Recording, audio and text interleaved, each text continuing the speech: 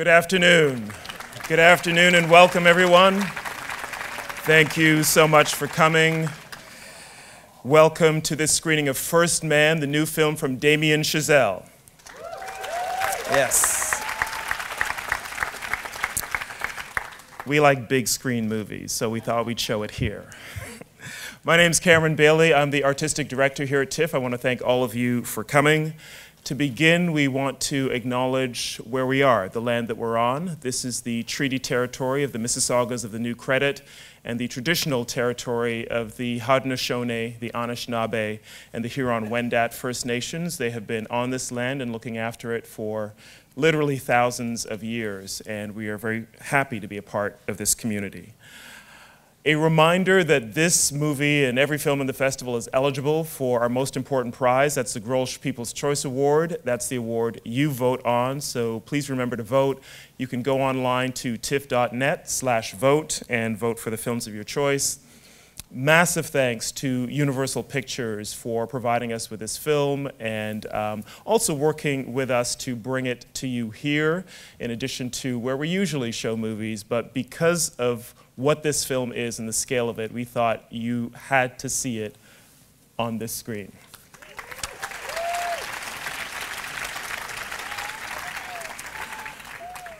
This is the Ontario Place Cinesphere, and we are very grateful to the province of Ontario for helping us in everything that we do, including today's screening. They're a valued and long-time supporter in helping TIFF happen each and every year, particularly through the funding support that we receive from Ontario Creates and the Ontario Arts Council. And once again, thanks to them, Cinesphere screenings are part of this year's festival. It's something we launched last year, and we had just a terrific response to it. And we thought, let's do it again, and let's do it with First Man. Now, it's important to note, for those of you who don't know, where you're sitting right now is the very first permanent IMAX theater that was ever built in the world. Still looks pretty good, doesn't it? It's built in 1971, and it remains the largest IMAX theater in the province of Ontario, and we're truly delighted to welcome the province of Ontario this afternoon to say a few words of welcome in support of our 43rd festival. We have with us today the Honourable Sylvia Jones, the Ontario Minister of Tourism, Culture and Sport. Minister Jones, please welcome to the stage.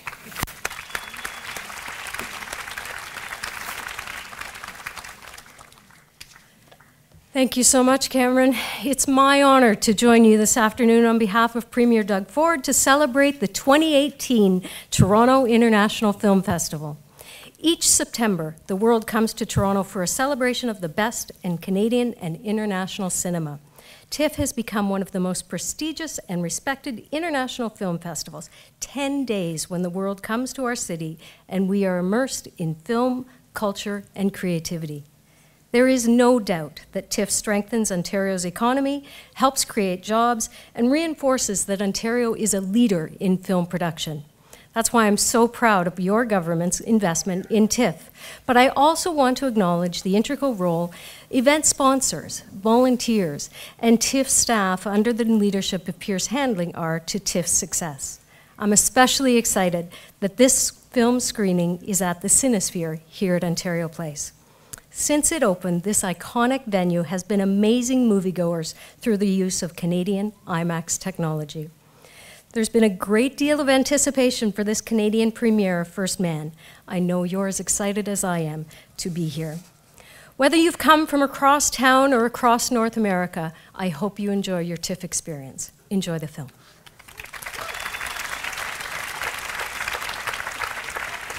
Thank you very much, Minister Jones. Let me just quote another politician now, a gentleman named John F. Kennedy, who, as I'm sure you know, was one of the driving forces behind the American space program in the 1960s. And he gave a very famous speech where he said, "We chose to go to the moon and do all of the other things that the space program is doing at NASA, not because they are easy, but because they are hard."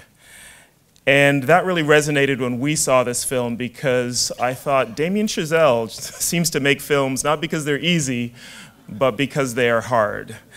He started with a film called Guy and Madeline on a Park Bench in 2009, which is a lovely, small-scale film. Some of you may have had a chance to see. If you haven't, please check it out.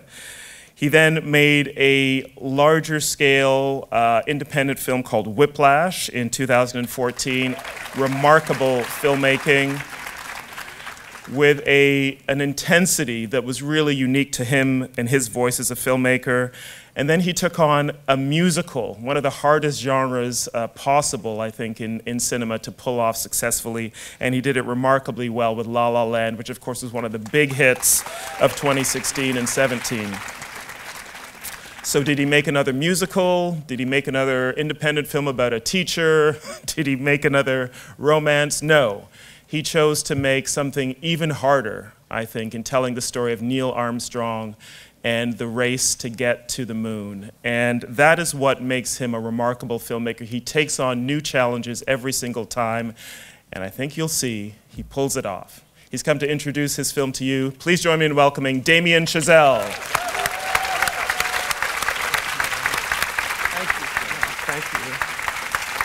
Thank you so much. Thank you, Cameron. Thank you, Toronto. I am especially excited to be here. This is the first time we're showing the movie on IMAX. I was telling Cameron before the screening, I actually have memories of coming to this theater when I was a little kid. I was already movie obsessed, but seeing the exterior of this place, I knew this wasn't an ordinary movie theater. And I remember coming inside and being scared, completely witless by whatever IMAX intro they played here. I've kind of been hooked on the format ever since. So I'm really excited. We shot part of this film on IMAX, and so to be able to actually screen it this way, this is really a dream for me. So thank you again to the festival for making this possible, for all of you guys for coming out. And just before we begin, I just wanted to bring out a few people who are very special to the making of this movie. Obviously, this is a true story. It's my first time tackling a true story. And so someone who we had by our side, a consultant through the whole way forward, was someone who actually knew what a trip like this to the moon was like firsthand. I want to bring out our technical consultant, astronaut from Apollo 15, Al Worden.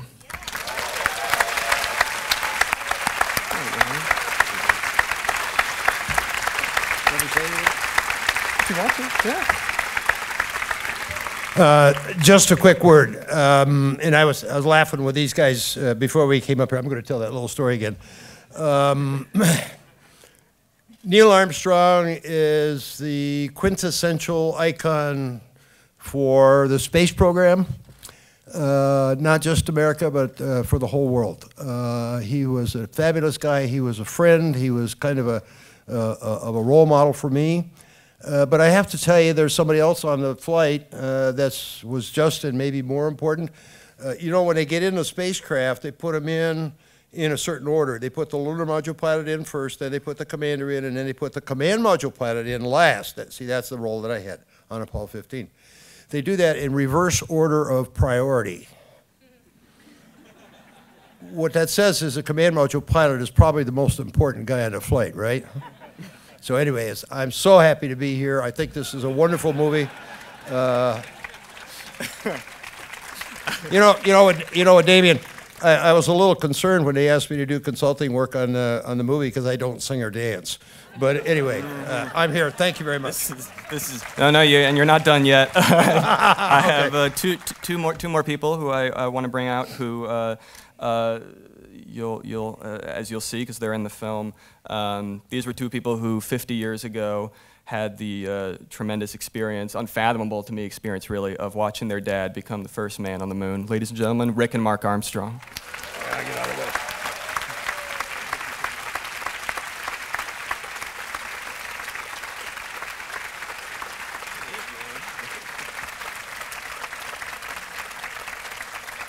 Thanks very much. I'll just say a couple of words about the making of the film. When they started this project, Damien and the screenwriter Josh Singer, started with the only authorized biography that our dad ever participated in, called First Man, and it's a very heavy, dense book, but it's full of detail, and that's where they started. And then they spent 2 or 3 years after that going deep, right? Getting the details in between the chapters, in between the words, in between the paragraphs. And I'm here to tell you that they got it right. And thank you. And we absolutely would not be here. We would not be here today if they hadn't. So I'm really grateful to them, and I hope you enjoy the film. Thank you. Yeah, I just want to say real quick that to reiterate what Mark said, yeah, we're really proud of this film, and we're hoping that you enjoy it. Thank you. How awesome is this that you guys got to experience First Man at this original IMAX venue? I wish I could have sat through it today. So my name is Carrie Craddock. I'm the director of programming for the festival. We are very fortunate to be able to have Damien and a whole host of people that worked so hard to put this film together here for a Q&A today. So let's get this started. Let's bring out the director of First Man, Damien Chazelle.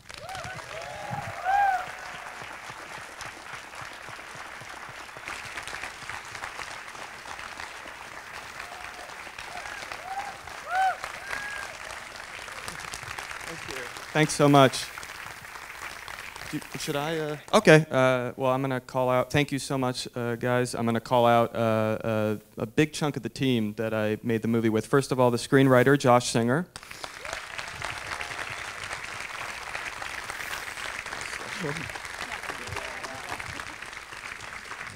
The composer, Justin Hurwitz.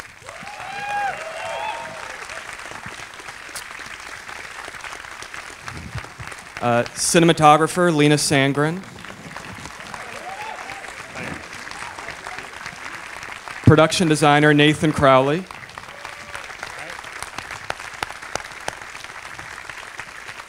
The sound designers, Eiling Lee and Millie Yatro Morgan.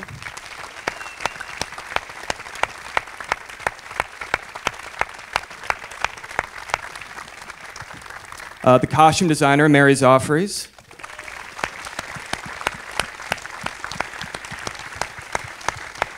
Film editor, Tom Cross.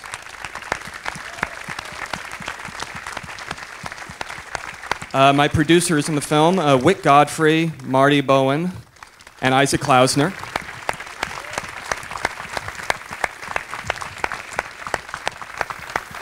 And then finally, Al Worden and Rick and Mark Armstrong.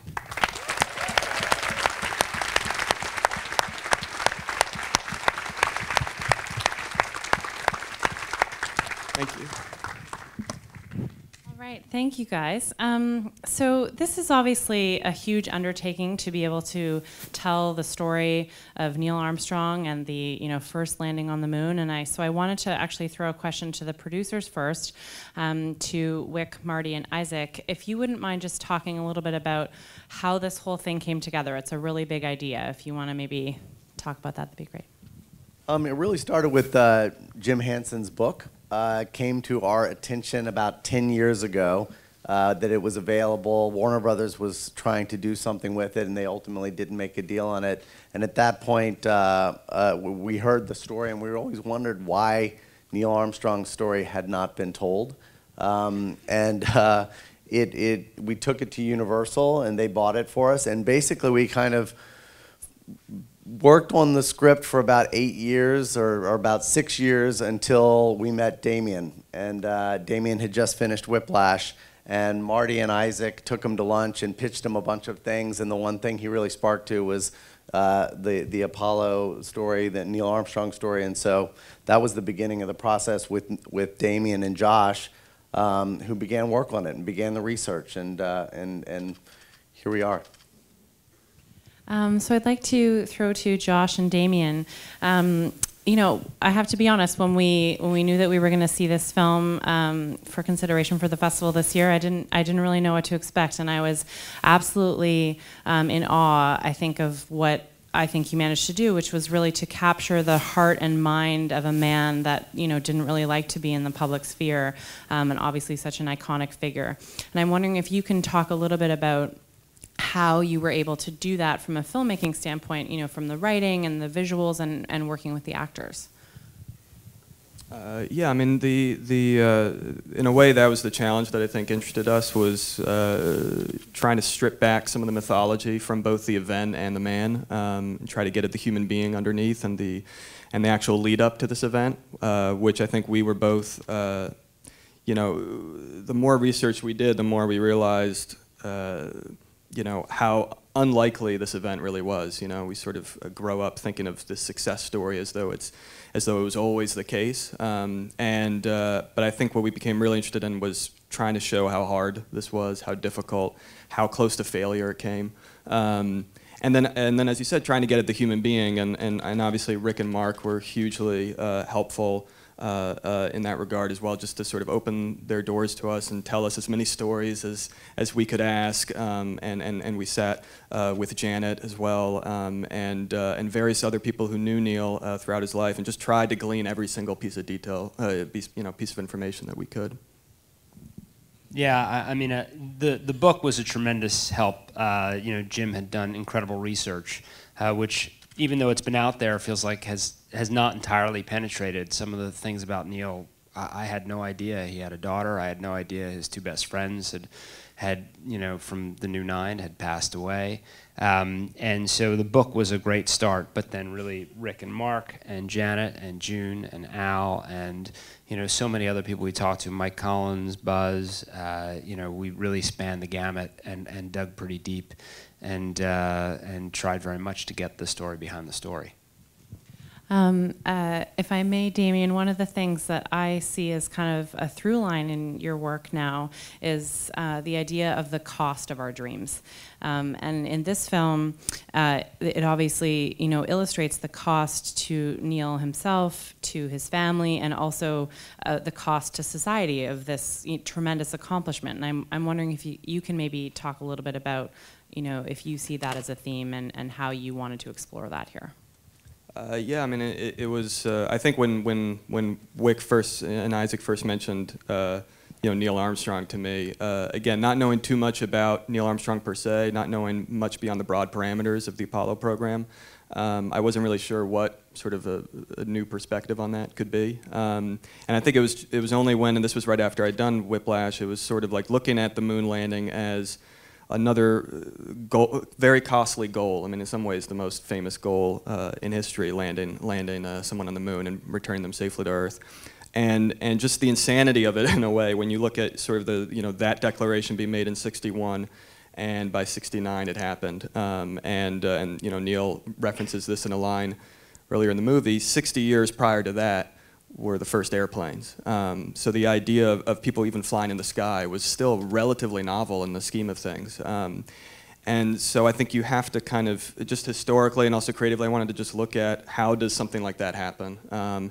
I sensed it wouldn't happen without great cost, but I wanted to find out exactly what those costs were, and try not to sugarcoat that at all. I mean, I think that's, in some ways, how a lot of that period of history has been sold to us in the past, I think, has been with this veneer of kind of, you know, glossy imagery, and everything was, you know, these were superheroes, and it was kind of easy because they were so super heroic, and everything worked, and that's why we landed on the moon. And I think it was actually both more relatable, more interesting, more inspiring, really, to look at it as actually very ordinary people who were putting themselves truly in harm's way, people who were making really tough calls, a controversial program, a program that was divisive at times, that was not the sort of easy sell from the get-go, and one that could have very easily, of course, gone wrong, you know. And so trying to kind of peel back the success story and looking at the hard reality of it was sort of the impulse behind a lot of the movie. I'd like to ask Justin a question. This is your third collaboration with Damien.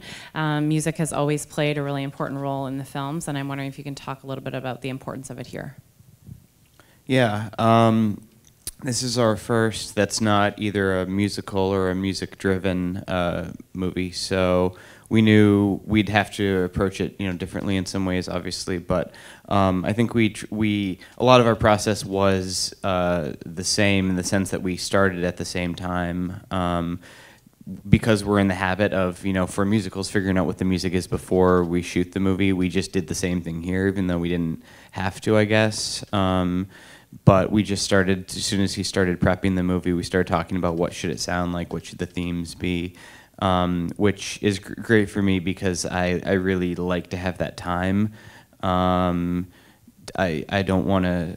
It's just good for me not to sort of be behind the 8 ball in post-production, still trying to figure out, what it is. So to get that time with Damien and to get to, for him to pull me in the development pre-production process and say, let's start, figuring out the melodies, let's start figuring out the soundscape, was great for me to sort of start figuring some stuff out and get ahead on it. I would say this was different in the sense that he told me early on that this had to sound nothing like what we've done. It couldn't sound like, just a regular orchestra. It couldn't sound like big band, obviously. So what would the sound be? And that was a lot of our conversations early on, is what are those instruments? What are the sort of, are we going to use electronics? How are we going to use it? How are we going to make some sounds to use an orchestra, but also find other sounds to kind of augment the orchestra to make it sound otherworldly or different or, appropriate to this story.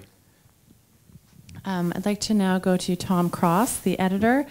I think one of the most incredible sequences is the one in Mission Control. There's just so much going on at one time, so many conversations. Wondering if you could talk a little bit about how you tackled that sequence and maybe worked with some of the other people here. That was pretty daunting to do. I have to say, as Damien and I approached it together, I think we were both a little afraid of it, and kind of relieved once we got through it. But Damien always said that he wanted this movie to be kind of visceral, to be very different from what we had done before, Whiplash and La La Land, where the cuts are very clean and very fast, and some of the cutting would be fast here too. But he wanted this to be really rough and kind of messy. I think he was inspired by what he and Josh Singer had discovered doing their research, was these these spacecrafts they saw. They found them to be really fragile and really primitive, really things out of the machine age rather than the space age. And I think that inspired the stylistic treatment. I think it probably inspired some of the shooting, the cinema verite, but it certainly inspired the cutting. And I think instead of it being the clean cutting that we had in the previous 2 movies, I think, he wanted it to be kind of like, cuts with like a rusty razor blade, really messy and really kind of intimate. So in that way, he wanted it to feel like you were putting a documentary cameraman inside a spacecraft. And what would that look like? What would that feel like? I think the whole Gemini sequence with Mission Control, and I mean, that was definitely the most difficult section we had, because it covered a launch, which was, from the astronaut's point of view, it covered this docking procedure, then it covered these other locations, Mission Control. I mean, a lot of it was really in Josh Singer's script, which was very precise, but we did find in the editing room that we ended up having to really play around with it and find the right rhythms and stuff like that. I don't know what to say except one cut at a time. It was Damien shot over a million feet of film in several different formats. In my world, it was truly a team effort, because we were cutting things. My assistants, my crew were organizing 16 millimeter, 35 millimeter VistaVision IMAX. And at the same time, we were working with Millie and Eiling while we were cutting it. So we would feed these scenes while we were cutting them. We would feed them to Eiling to do a sound pass, sound design on the spin or on the launch. Millie would work on the dialogue, the comms. Mission Control had the sound recorder recorded 24 tracks of audio. So each take I had 24 tracks of audio, because they mic'd every person in the Mission Control room. So it was a lot, to say the least. You touched on the idea that some of it feels like a documentary, and just I think that also relates to just the authenticity of the production design in the film. And I'm wondering, Nathan, if you could maybe speak to what inspirations you had and how much, how many references and resources you used to sort of ensure that very authentic feeling. Well, I mean, I think my first visit to Houston kind of, I didn't realize the complexity of what we had to go through, and I kind of sort of naively wandered around, and it wasn't until I went back did I start to we had this mammoth task to go from X-15 to Gemini to Apollo to to the moon landing with the LLTV in the middle of it and mission control, and to recreate that and then stylistically choose to do it in a realistic way. With as much age as we could, because the camera cleans a lot of that up. Go overboard on it, really. And then methodology. Myself, Linus, and Damien, we wanted to do it in camera, so that meant, we had to have real working interior spacecraft mixed with exterior full-size 80% spacecraft for camera mounts, then to miniatures for the mid-ground, and then to CG for the background. Intermixed with that, so we didn't lose the audience and keep them immersed in the film. We would need to bridge onto rooftops to get the white room loading for Apollo 11, in power plants, and all these little pieces that would connect us together and keep the engagement. And so it was incredibly complicated. I understand that you guys used miniatures to film some of the sequences, but that maybe there were some innovative ways that you used them. Maybe, Damien, you could touch on this a little bit as well. Yeah, I mean, as Nathan was saying, we I think early on we wanted A, to do stuff in camera, and B, to try to, whenever possible, use sort of the tools that I guess would be more like the tools they would have at the time, the sort of analog approach. So shooting on film, shooting with either miniatures or sort of bigatures, basically what Nathan would refer to them as, these kind of 80%, 70% size crafts. But that's its own kind of complicated process, especially when you want to sort of combine those with foreground or background elements. You have to, sort of film the miniatures with motion control. And you're sort of, it's this laborious kind of one step at a time process. But so all the space sequences Linus and I had kind of mapped out well in advance, storyboarded and kind of, in some cases had animatics scored to Justin's music, so we could really, ahead of time kind of partition out. A lot of it became partitioning. This is going to be a miniature. This is going to be a miniature we'll comp in later that they'll see through the window. This will be all on set in one shot. This will be interior. This will be, this will be LED screen, etc. So we had a certain number of tools at our disposal that we knew we were going to restrict ourselves to, and then it just became about, okay, what's the best methodology for each shot? Maybe this is a good time to ask Linus about his work as a cinematographer on the film. I'm told you operate all your own cameras. Why? Well, depends. In a film like this, where it's a lot about emotions and intimacy, I find operating, I love operating, and if I can, I really love to do it for for being there as it happens. And in particular in this film, I think. It was really interesting with Damien's approach here, coming from La La Land, where we did something very whimsical and sort of where the camera is its own character. Damien really wanted this to become, like we mentioned here, the cinema verite, documentary style filmmaking, which also is something that we really haven't seen before in space movies, where usually everything is sort of very artificial, but or like it's like over the top. It's not like as if you are really in there, and in order to do so, Damien really wanted us the feeling of that we're there, like we're just a little handheld camera and a zoom, very intimate with them on the journey, and also what you don't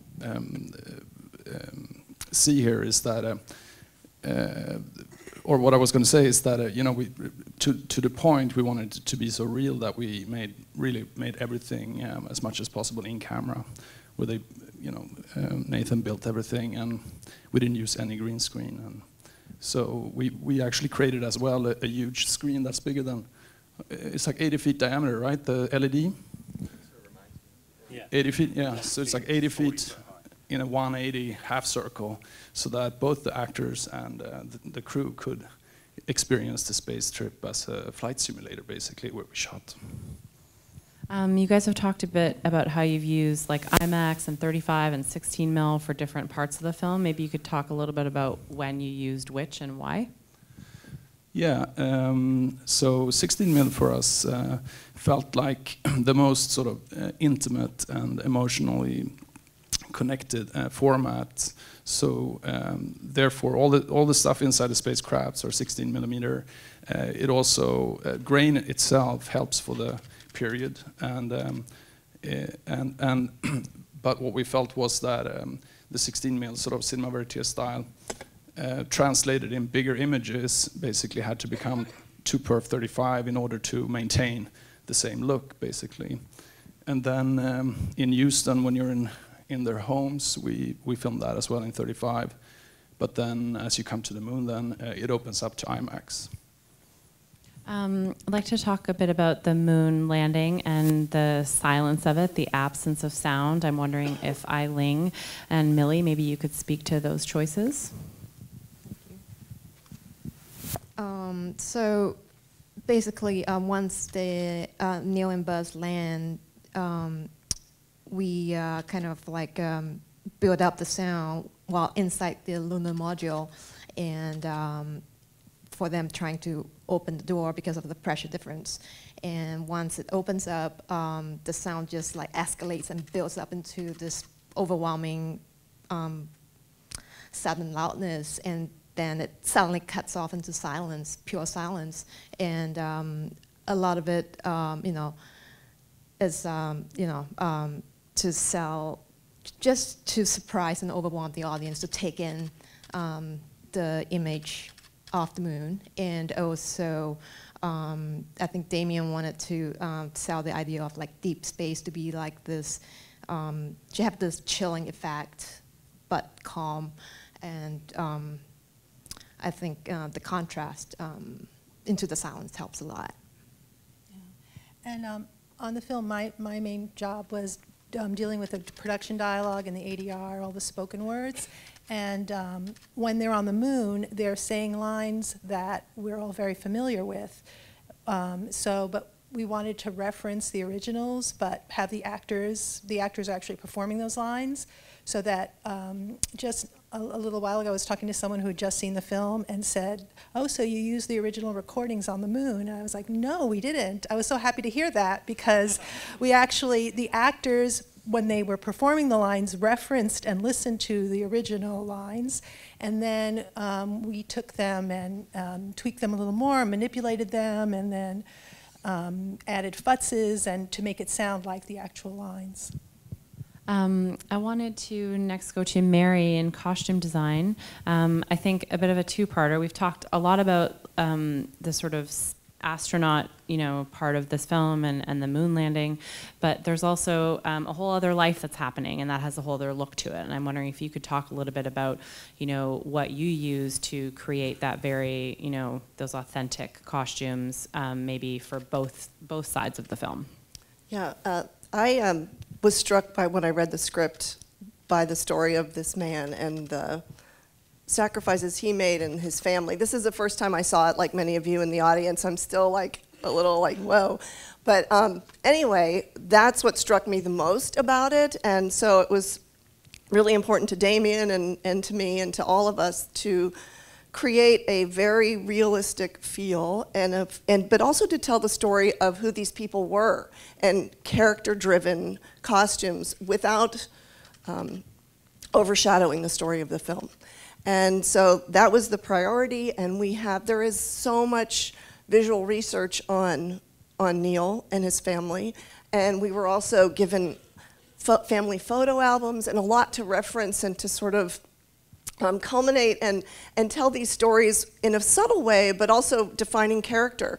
And so that was the biggest priority for me, and doing it in a realistic way where it looked like real clothes that real people wore, but you're also, like I said, telling the story. And we just hit every single vintage vendor and clothing store all over the country, all over the world, really. And we had people like searching for things because we wanted to come close to this visual research that we had found, but we also wanted to, we had to make it suitable for the actors. And so it was a lovely kind of surge and conspiracy through the costume people of all over the world that came together and just sent us boxes of unused garments, especially for the children, because the children was a little, we had young and older versions of many of the children, and sometimes they had to be doubled, and they all had the same size waist, and so it was a lot of getting the same, a lot of that kind of gathering of clothing, and that was like a joy. You'd get these amazing pieces that had either never been used before or had some sort of history to it. And so that was one side of the story. And then the other side was trying to replicate the spacesuits in a as realistic of a way as we possibly could without costing $100,000 a suit, which is what they really cost. And also trying to not suffocate the actors while they were in a helmet. So it was a breathing mechanism, and it was a very stressful situation. But in the end, I think it's visceral, and it looks real, and you felt, like I said, I was watching it, and even though I'd worked on the movie, I felt like it was really happening before my eyes, and that makes me very happy. And but yeah, it was a task, and it was Herculean, and it was a group effort, and yeah, but I'm pleased. It seems like we told a really fantastic story.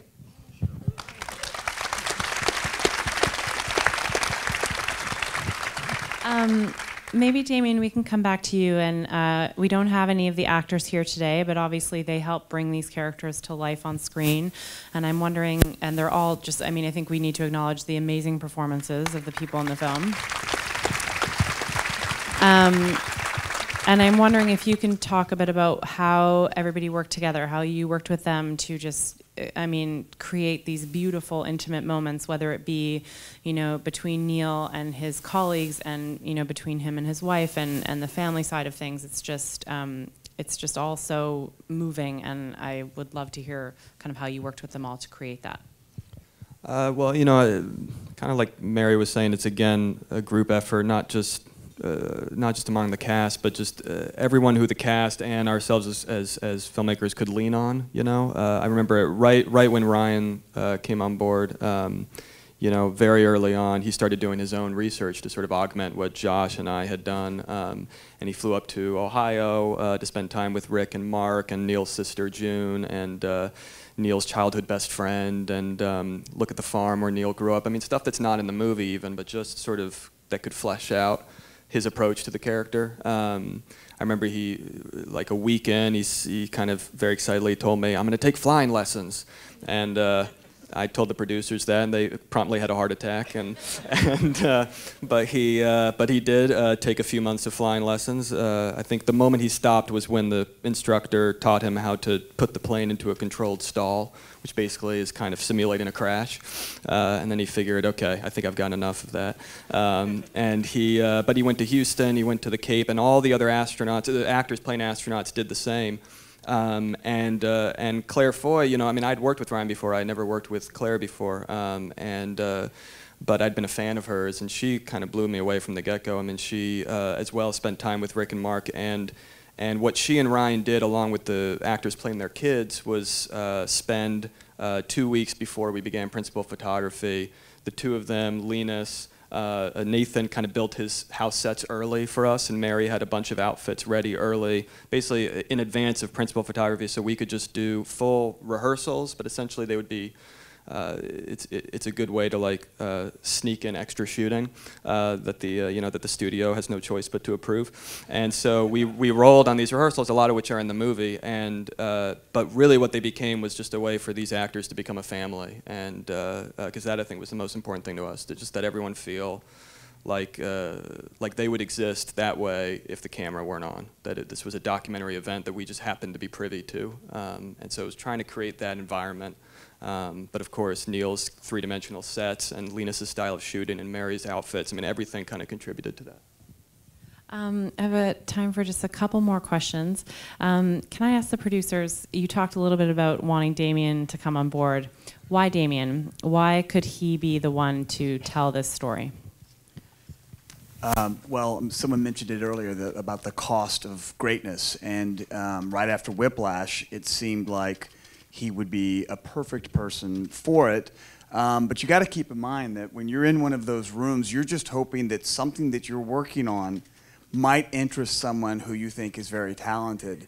And I have to say, for every meeting with a filmmaker like Damien, 1 in 20, you get lucky enough to have that connective tissue. So we were very fortunate to be at the right place at the right time. Rick and Mark, do you mind if I ask you guys a question, since you're still up here? Is that okay? I'm just wondering if you could talk a little bit about what this is like for you to see this on screen and kind of how you felt being involved in the process. Numerous people have mentioned how integral you were to helping to bring this to life.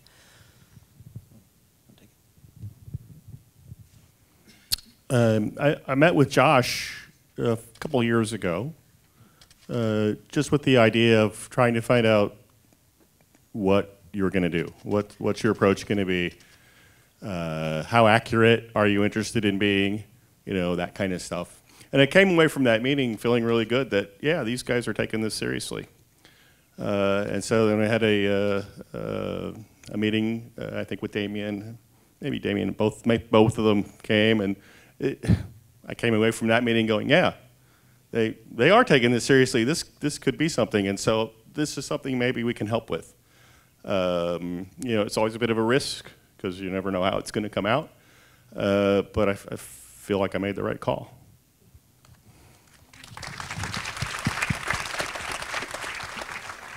I'll just add to that we continued to meet. So after those first meetings, we continued to talk and we exchanged emails, and we would send them pictures or you know, interviews, things like that. And the more we put in, the more we saw coming back out.